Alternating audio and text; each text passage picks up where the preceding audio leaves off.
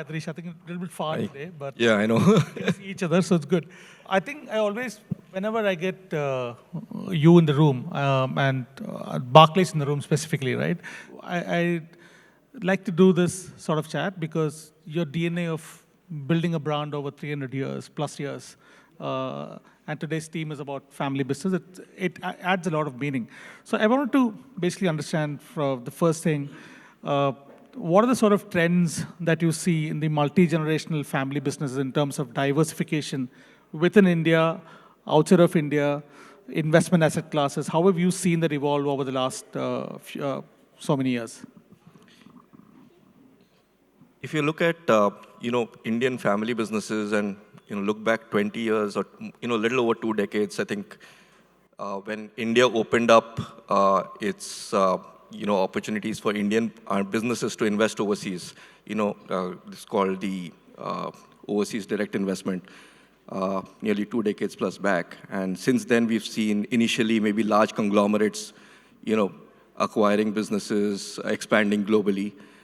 Over the last decade or so, we've seen that expansion across business sizes, whether it's mid-sized businesses, large-sized businesses, all of them really looking at opportunities across the globe, whether it's Asia, Europe, US, and more so because I think there's a lot of interesting deals that are available in sectors that businesses are in, especially with the next generation also coming in.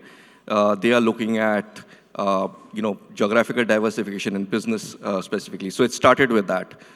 More recently, we've also seen families looking at diversifying their personal wealth. The window to do that is limited from a regulatory perspective, but given whatever opportunity they can, whether it's using the minimal remittance limits that are available or diversifying some members of the family being non-residents and therefore being able to take out more money.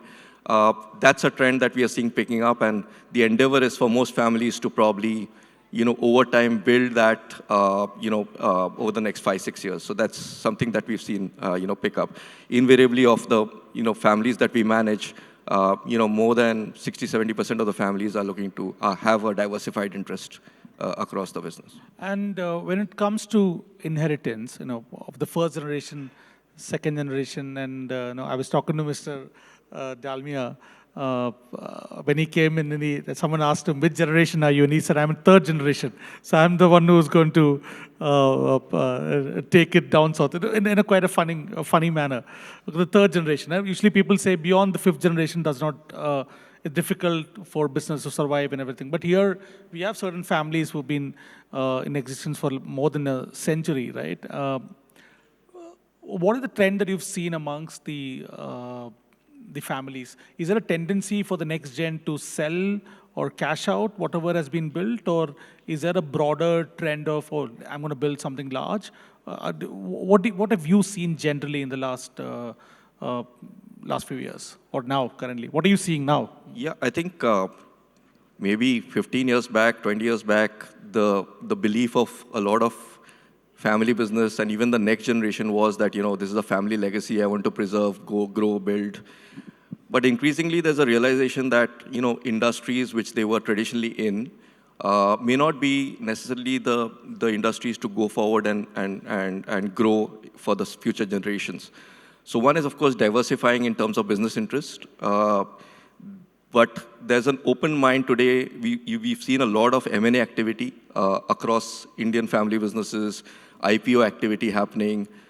So the tendency for families to look at things very objectively and not hold on to something that, let's say, the first generation or second generation has created, and look at opportunities beyond those businesses is much more over the last, I would say, 6-7 years, which also has meant that families have created liquidity pools.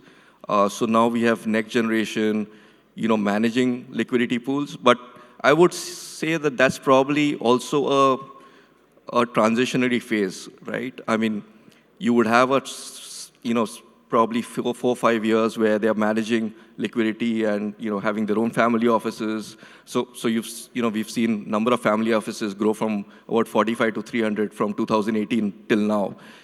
That itself tells us how many liquidity events have happened over the last few years. But I would say that some of these in the next 2, 3, 4, 5 years will also look at opportunities and get into new businesses. Nobody wants to just necessarily want to just sit and manage idle money. It's or either manage business or get into significant stake in ventures. That would where they can participate and contribute, being on the board and so on and so forth. So either be like a venture investor and investing in multiple places. So there are different models, but I see it evolving into some of those things. This question is not there in the list of questions, but I'll end this question here. But this last question is beneficial for everyone. Since you're a global, you're an institution with global network, which means you'll have access to a lot of interesting asset classes globally as well. Have you seen any interest towards exotic asset classes like, let's say, crypto, or now there's a fund for luxury bags or things like that? Have you seen that? Or any clients coming and asking you for access to that? Yes, it's a few do. In fact, they always want to experiment with something new and something exotic like that, but maybe very small proportion of what they have. With the knowledge that I want to learn more about it, not necessarily, and with the aim to understand it more. I think that's clearly the objective which some of the families want to get into, some of these asset classes. These are, but it's a very small proportion of what they want to do. I think, most families would look at wanting to get into and diversify into something which is more productive and, as part of the total pool of assets, for sure. Any last word for the families who are sitting here? Anything that you want to convey to them based on your experience before we wind up? Yeah, I think we are seeing in India, I think it's at the cusp of, where many of the business families that we deal with are going global, expanding globally. We definitely will, over the next decade or more, see a lot of global Indian MNCs, and I'm sure a lot of families would aspire to be able to be that.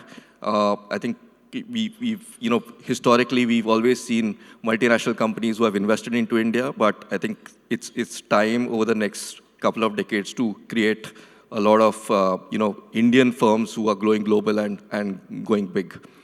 So I think that's the aspirations that most families should look forward to having.